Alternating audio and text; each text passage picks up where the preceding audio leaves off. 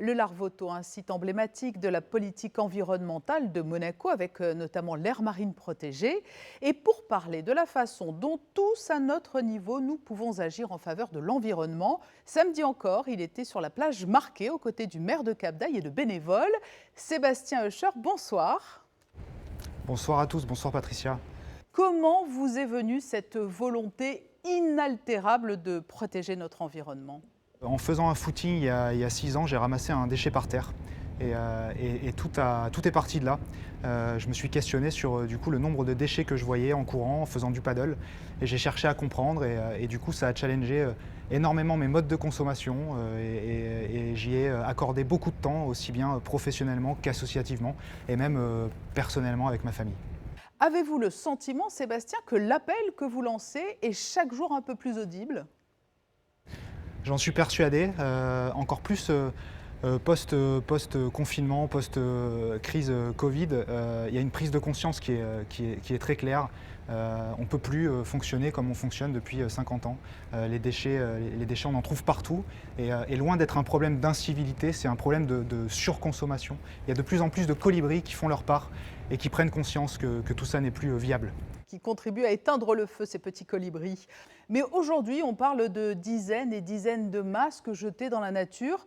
Vous avez constaté cela, vous, depuis le début du déconfinement? Tout à fait, à chaque sortie en paddle, là je vous parlais, on voyait tout de suite un masque qui était en bas de la digue sur la mer.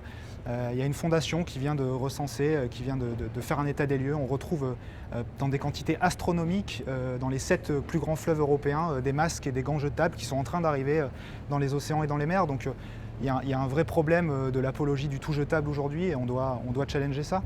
Et oui, c'est un vrai problème parce qu'on retrouve ces plastiques après sous forme de microplastiques et donc dans notre alimentation.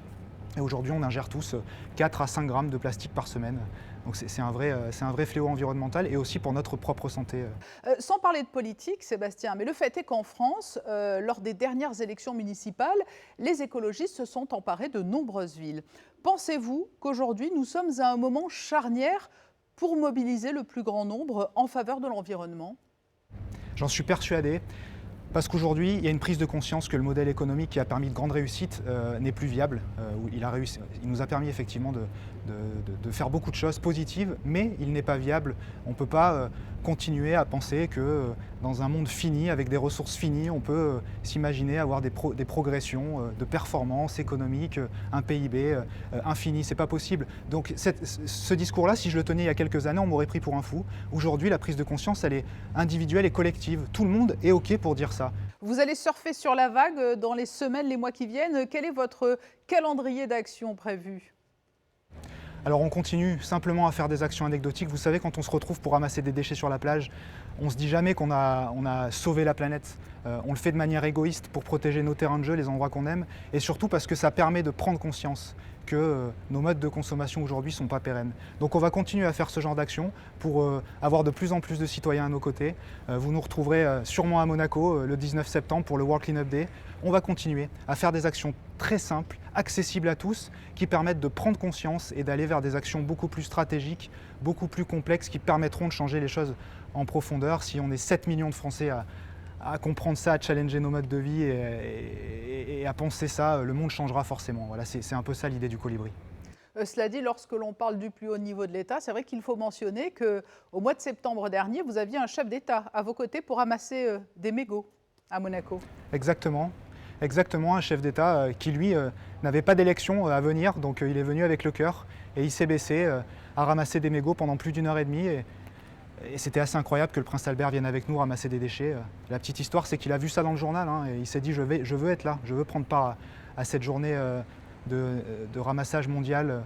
Donc c'était un formidable moment.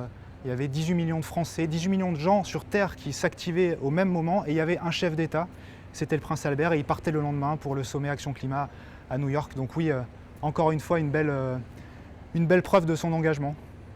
Cela méritait d'être souligné. Sébastien Heuscher, merci. Merci Patricia.